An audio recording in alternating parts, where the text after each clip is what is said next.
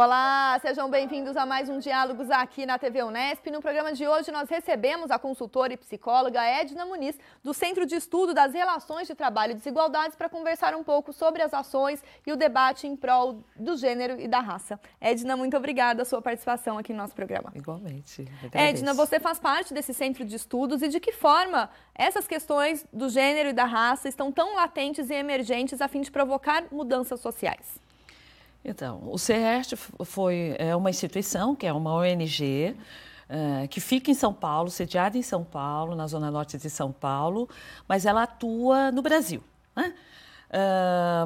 No início da década de 90, alguns sindicalistas perceberam a dificuldade que tinham de trabalhar com a temática racial dentro do sindicato e vieram à procura de treinamentos, de orientação, né, voltados para a temática de gênero e raça. Até hoje, eu falo que o tema é atual, né, porque nós começamos em 90 e hoje a gente constata, né, que as desigualdades continuam, apesar de várias questões estarem postas hoje de uma outra maneira, mas as desigualdades permanecem, né? E, então, nós começamos com o movimento sindical, mas hoje o CERT atua em diferentes áreas, né? Na educação, na saúde, com o mercado de trabalho e na área pública e privada. Você comentou que essas desigualdades persistem, né? Como que a gente pode elencar, não é possível mensurar, né? Porcentagem, quanto, por exemplo, nas empresas com as quais vocês trabalham? O CERT ele tem desenvolvido algumas atividades, por exemplo, ele fez um censo em 2004 com a Febraban, com os maiores bancos do país, né? Esse censo ele mostrou a desigualdade que existe na inserção de negros nessa área do setor bancário. E aí, negro, independentemente se é homem, se é mulher, se é trans, se é homo, não E, na verdade, esse censo foi muito bom porque o que a gente percebeu? Que a discussão não era só a questão racial, né? Porque existe uma desigualdade muito grande de gênero, né? Você entra primeiro numa agência, você olha quantos caixas negros as pessoas percebem, né? Existem ali no atendimento, aqui no Brasil, onde 51% da população é negra, né? Se declara negra. Então, se declara negra pelo IBGE. E você entra numa agência bancária, você conta quantos negros existem, às vezes um pouco mais no setor público e muito menos nos bancos privados, né? E quando você vai olhar para a carreira, né, aí a desigualdade é maior ainda, porque o negro ele entra, então, por exemplo, nas áreas públicas ele consegue, pelo concurso público, o acesso, mas, em geral, ele entra e ele se aposenta exatamente no mesmo lugar que ele entrou. Na mesma função. Né? Tanto homens como mulheres negras, né? E na questão de gênero, você vai ver que as mulheres não têm cargos, né? Se a gente for olhar quantas presidentes de banco nós conhecemos que são mulheres? É uma pergunta, né? Provavelmente o público vai ter que fazer um esforço muito grande para lembrar no tempo quantas presidentes mulheres de banco ela conhece. E isso em diferentes áreas, né? Se você for ver presidentes de empresa, né? Nós temos hoje uma primeira presidente mulher que está enfrentando uma questão de gênero muito grande, né? Então, quer dizer, olhar para essa questão foi um foco que o CERT teve para pensar políticas públicas que promovam, então, a igualdade de gênero e raça nas diferentes instituições no país. E aí os sindicatos eles acabaram percebendo essa demanda emergente de trabalhar com essa questão de promover uma igualdade de gênero e raça. Exatamente. Disso, inclusive, surgiu a Convenção 111 da OIT, né? Que olha para esta convenção, ela trata da discriminação no trabalho com o recorte da temática racial. Ou seja, quando a gente fala de assédio moral, né, no trabalho, por exemplo, a gente vai ver que tem alguns casos que são absolutamente focados na temática racial, né? Então, você é preto, então o seu lugar é na senzala, coisas que parecem que não acontecem, né? Mas no cotidiano das relações, e principalmente nas relações de trabalho, isso ocorre cotidianamente, né? E esta convenção da OIT é exatamente para punir empresas e empregadores, né, que tratam os seus empregados dessa forma, né? E isso acontece em diferentes áreas, né? Por exemplo, se a gente pegar a educação, nós vamos ver que as crianças, e essa é uma preocupação hoje do CERT, né? Antes da Lei 10.639, que está instituída no nosso país, o CERT já se preocupava de como as crianças olham para tudo que existe dentro da área escolar e não se identificam. Porque você não tem heróis negros, pelo contrário, né? A história da África é contada sem heróis, né? Ou seja, nós só tivemos escravizados. Né? O herói é só Nelson Mandela. O herói é o Mandela que está fora, né? Que não é na América Latina. Então, essa ideia de que os latinos e que nós, que somos né? Afrodescendentes, não temos história, é o que a gente fala da ausência. E isso implica diretamente na identidade do povo negro no nosso país. Quer dizer, se você não tem uma história, se você não tem com quem se identificar, quando você liga uma televisão, né, a criança negra não tem referências. Hoje está um pouquinho melhor, né? Um pouquinho melhor. Você vai dizer, bom, mas na Globo já até tem protagonistas negros. Mas aí, quando você vê que 51% da população é negra, e você olha para uma novela ou para um programa infantil que você não tem uma referência negra, como que essa criança vai construindo a sua identidade? Ela vai querer o cabelo liso, ela vai querer a pele clara, ela vai ter uma frustração porque ela não consegue se identificar com quem está ali, né, no cotidiano. E isso vai se repetindo no dia a dia, na escola, nas brincadeiras, nas histórias contadas. Né? Eu não tenho histórias contadas africanas, né? E eu poderia ter. Né? E esta criança ela vai tendo que tipo de identidade na sua formação? Né? Então, o CERT, ele, há 15 anos atrás, instituiu um prêmio que se chama Educar pela Igualdade Racial, que tem um apoio da Unicef, da Ford Foundation, o SESC e São Paulo tem apoiado intensamente esse projeto, que é, na verdade, de estimular que professores, dentro de sala de aula e nas escolas, possam trabalhar a temática racial com os seus alunos em sala de aula. Né? Nós começamos muito pequenininho, primeiro premiando professores, mas é um prêmio nacional, ele não é um prêmio só de São Paulo, né? Ele já começou grande, então a ideia era que os professores encaminhassem que tipo de trabalhos eles faziam, né? E aí, num primeiro momento, era para estimular os professores. Hoje, depois de 7 anos, nós já estamos na 7ª edição, que vai acontecer agora em outubro deste ano, a 7ª edição, a premiação, nós percebemos que teria que estimular a instituição. Porque o professor, ele sai e leva com ele o projeto, né? E, na verdade, para você ter a ideia de uma ação institucional, você tem que institucionalizar, né? E, portanto, nós começamos a premiar as instituições que desenvolvem, né?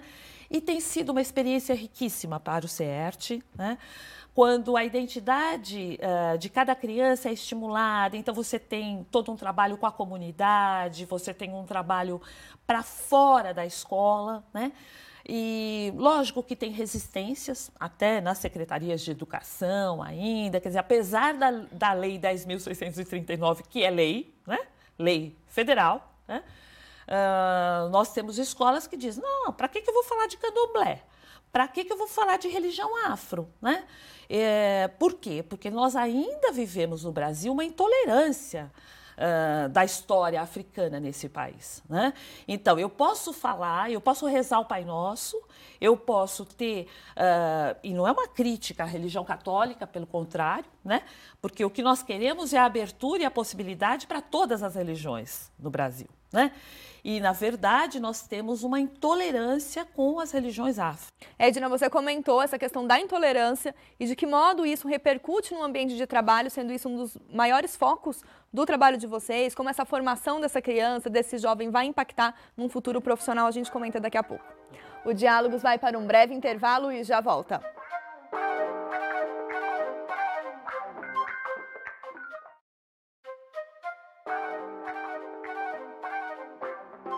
O O Diálogos está de volta e hoje nós conversamos sobre gênero e raça com a consultora e psicóloga do CERT, Edna Muniz. Edna, a gente comentava um pouco sobre como formar essa criança para que ela se identifique, né, garanta com que muitas vezes nós tenhamos um cenário de tolerância, mas infelizmente a intolerância ainda prevalece. E essa intolerância vem fazendo com que no mercado de trabalho os profissionais também não tenham esse tipo de identificação, como você comentou no estudo a respeito dos bancos. Sim. Eu acho que eu só queria pontuar que, na verdade, nós estamos falando de identidade. Para nós, psicólogos, isso é absolutamente importante, né? Você pensar a construção de uma identidade com ausências de histórias, ausências de heróis, ausências de identificação, porque você não tem, né? O que você espera, né, de uma criança, né? Hoje, quando a gente vê a questão do genocídio negro, né, e aí você tem várias teorias, uma delas é que o jovem negro e pobre não estuda, está voltado para as drogas e tal. O que foi dado de base para esses jovens negros e pobres, né, terem, para não irem para as drogas, para estarem numa sala de aula? A gente tem um dado, por exemplo, que a evasão escolar, um dado do MEC, né, é muito maior em crianças negras, né? Por quê? Porque você chega na escola, e isso em tenridade, não é? Eu não estou falando aqui de universidade, não, né? Eu estou falando da educação básica, né? Eu entro na escola e o universo escolar não me dá uma identidade que eu me sinto pertencendo àquele espaço, eu vou embora. Eu não quero ficar lá. Eu quero ir embora, porque este não é o lugar que me pertence, né? Isso vai se desdobrando em diferentes espaços, né? A criança vai para uma festinha, onde, se é uma criança que estuda numa escola paga, por exemplo, né? Que você vai ter uma maioria de crianças brancas, né? Ela não vai se identificar muito porque ela vai ter um pertencimento diferente, uma história de vida diferente. Então, ela vai procurar sair. E o que vai acontecendo? Tudo isso vai trazendo uma dificuldade para essa criança no desenvolvimento dela, como jovem e depois como adulto, né? Quando adulto, apesar de ter enfrentado todas essas questões, muitas vezes você tem brancos e negros concorrendo uma mesma vaga, né? E você pode ter 3 línguas, você pode ter mestrado, doutorado. Se é um branco que está concorrendo à vaga, é exatamente o branco que vai ficar naquela vaga. Isso a partir de pesquisas. Nós temos pesquisas e o CERT trabalha com isso, né? Não é um achismo. Não é um achismo. O IPEA, que é o Instituto de Pesquisas Aplicadas, né, que trabalha internacionalmente com os dados, ele vem mostrando que nem em 20 anos, mesmo implantando cotas, mesmo tendo ações afirmativas, os negros não vão chegar nos mesmos patamares que os brancos no nosso país. Isso é muito preocupante num país marcado por diversidade. E isso considerando se as cotas forem implantadas e as ações afirmativas, que a gente sabe que não está... Enquanto política pública, como você comentou anteriormente. Exatamente. Então, nem daqui a 20 anos os negros brasileiros terão o mesmo patamar que os brancos no nosso país. Então, é lógico que quando eu falo da diversidade, e nós aprendemos no CERT que trabalhar com diversidade é trabalhar com os diferentes aspectos, né? Então, a gente trabalha com gênero. Essa pesquisa que fizemos com os bancos incluiu pessoa com deficiência, orientação sexual, né? Gênero, como eu já disse, né? E por quê? Porque a gente percebe que você não pode ter uma luta isolada. Então, você precisa pensar, porque a questão dos negros não é uma questão para os negros, é uma questão para os brasileiros. A questão da deficiência é uma questão para os brasileiros. A orientação sexual e a questão da diversidade, né, dentro da temática de gênero é uma questão para os brasileiros. O problema é que o nosso país colonizado, ele deixou uma hegemonia que é eurocêntrica, né? Ou seja, nós temos uma hegemonia que diz quem é aqui a figura ideal é a figura do branco europeu. Né? E, portanto, isso vai se mudando, quer dizer, e se instalando nos diferentes espaços no país. Então, as instituições lidam desta forma, né? E as pessoas no cotidiano também lidam dessa forma, né? E aí, quando você entra num shopping, né, negros, né, só para pegar uma relação cotidiana, e a vendedora já acredita de antemão que você não tem dinheiro suficiente para comprar nada, ela não te atende, né? E essa sensação do não atendimento só os negros sentem, né? Quando você entra num restaurante e o garçom demora muito tempo para vir te atender, achando que esse não é o seu lugar de pertencimento, isto fica em algum lugar. Então, o que a gente tenta trabalhar o tempo todo no campo da psicologia é que o racismo é maus tratos, ele se trata de uma questão de maus tratos e que em algum lugar tem que ser tratada, né? E é crime. E é crime. E é crime, e principalmente, na verdade, assim, a gente fala do crime, tem que denunciar, tem que falar, né? Mas não é a indenização que vai mudar isso, é a cultura. É a cultura, é a postura e a forma como cada instituição lida com isso. E só reproduzir que o racismo é algo cultural também não resolve, Exatamente. porque precisamos dessas ações concretas. Exatamente. Então, para ter o exemplo aqui, né, da própria universidade, né, que viveu nos últimos dias a questão de um racismo institucionalizado. Contra alunos, né? E um professor. Contra alunos e um professor, já mostra que a instituição ela tem que estar preparada para lidar com isso. E a maioria das instituições não estão preparadas. Como preparar, Edna? Primeiro, enfrentar a questão de fato, né? Porque o que a gente percebe é que as instituições, em geral, costumam passar a mão e dizer, olha... Quando a professora faz isso numa sala de aula, né? Quando alguém critica o cabelo da criança, o seu cabelo é enrolado, você... Parece macarrão. Parece macarrão, deve ter piolho, como que você faz com isso, tal. Se a professora lidasse com isso e a instituição lidasse com isso, as crianças brancas, que também vão sofrer, porque o sofrimento é dos dois lados, né? Quando eu preciso subjugar o outro, quando eu preciso trazer a questão do preconceito e discriminar, eu posso, naquele momento, me sentir superior. Mas, em algum lugar, vai ficar essa marca de que eu sou melhor e o outro é pior. Tanto para o agressor quanto para quem Tanto para o agressor como para quem está agredindo. E aí, para quem está se sentindo agredido. E a universidade, ou as instituições em geral, ela tem que ter um programa para essa questão, né? Como a gente está vendo hoje na mídia, né? O caso Maria Júlia foi uma questão porque era Globo, né? Então, eu tenho que lidar com a jornalista e tal. Tudo bem, você pode até dizer, eu vou pôr ela na bancada.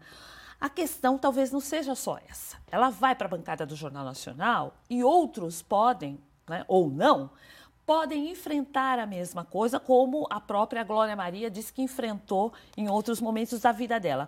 O que a gente acha é que a instituição tem que enfrentar e ter um programa para lidar com essa questão. Porque o racismo, além de ser crime, ele está institucionalizado no Brasil. Só que ele é um racismo invisível, diferente dos Estados Unidos, né? Essa é a questão, porque ninguém no Brasil se declara racista. Eu não sou racista. A pesquisa da Folha diz isso. As pessoas respondem, eu não sou racista, mas de 90% que dizia não ser racista, 87% dizia que conhecia alguém que era racista. Tem algum problema, né? Porque se tem 90 que diz que não é racista, mas 87 respondeu que conhecia alguém que era racista, então nós temos racistas nesse país. Só que o Brasil diz que não é racista. E se... Mais uma vez, uma questão de identidade. Exatamente. Se a instituição, ela começa a colocar na sua grade curricular, nos seus espaços de formação, a temática, né, isso muda. Muda, porque as pessoas, brancos e negros, começam a ter que lidar com essa questão. Você comentou a questão do racismo dentro da Unesp, sim, aqui em Bauru, e no próximo bloco, então, a gente vai comentar um pouco mais sobre essa questão do racismo institucional e ouvir o professor Juarez Xavier, que é responsável pelo núcleo negro aqui dentro da Unesp. Ok. O Diálogos faz mais uma pausa e já volta.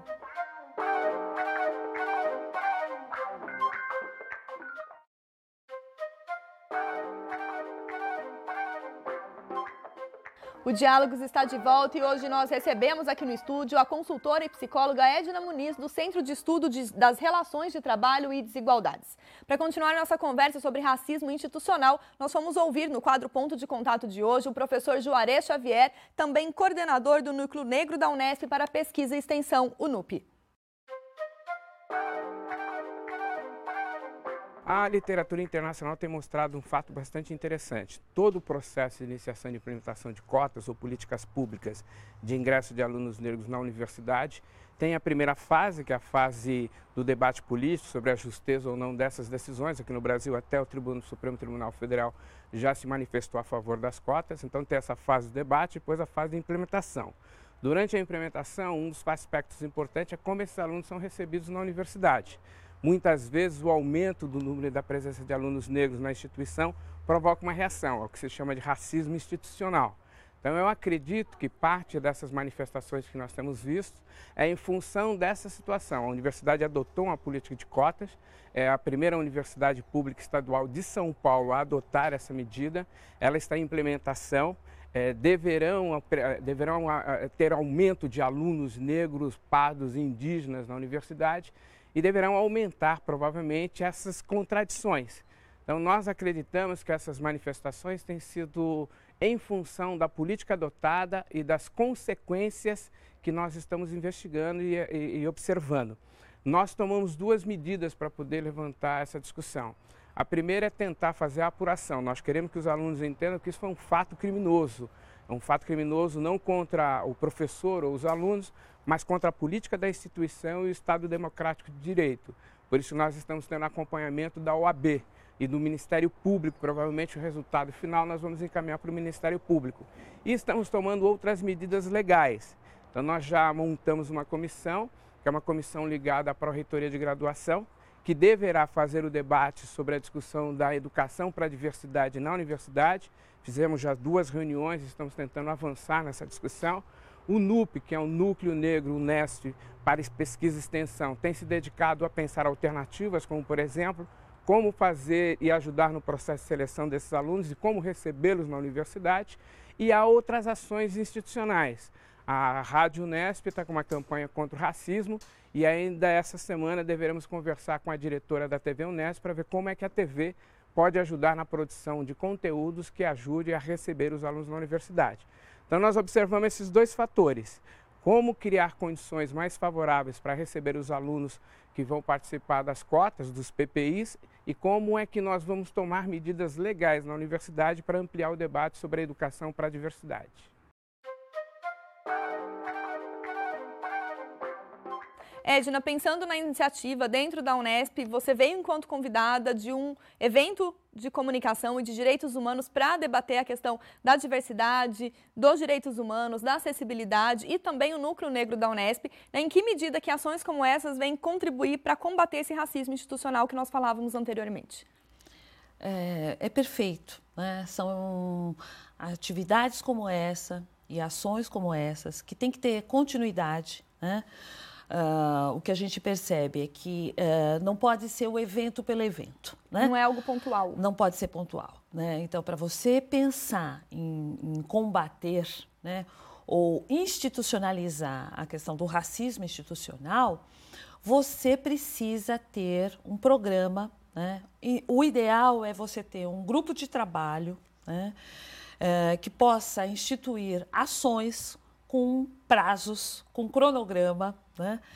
E que possam, desde ter jornadas como essa, mas, como eu falei anteriormente, pensar na grade curricular, como é que eu posso lidar com o racismo no próprio material didático, né? Que questões eu posso influenciar, como eu chamo ações da própria comunidade para dentro da universidade, porque aqui com certeza deve ter núcleos. E também do ambiente escolar, se nós falássemos da educação básica. Exatamente. Para que quem vive o cotidiano e que tem ações possam trazer exemplos do que está dando certo, né?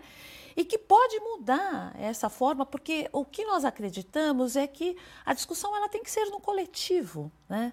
Então, para instituir, porque as leis elas estão aí e, de fato, elas nos ajudam a pensar, né?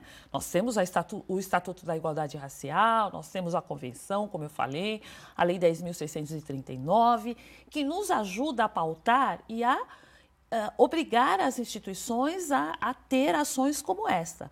Mas, na verdade, quem faz isso é o coletivo de cada instituição, né?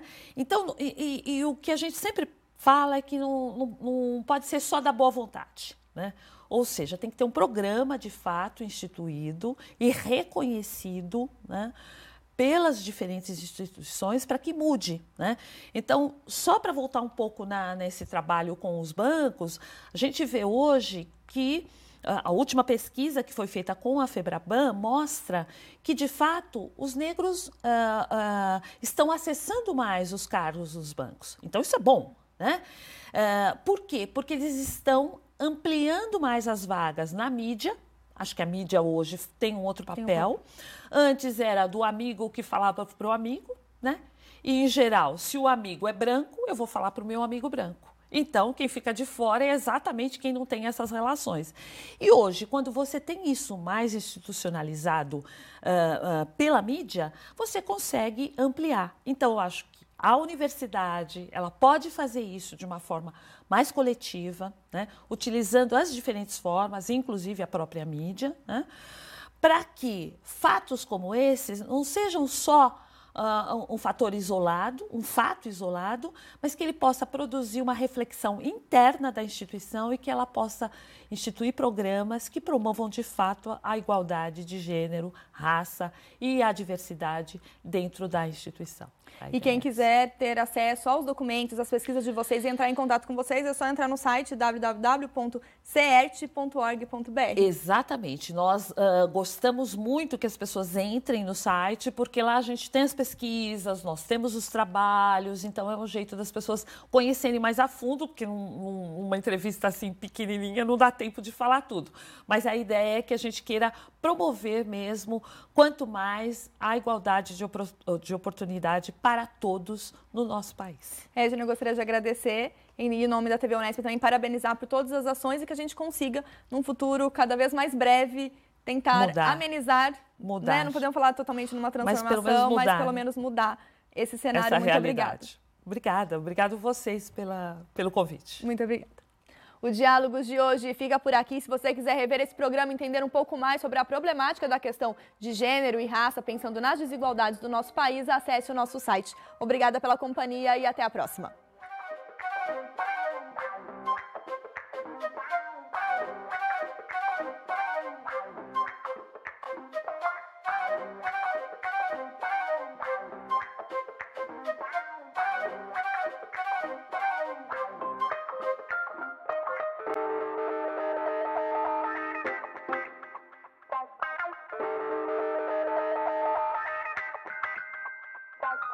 Bye.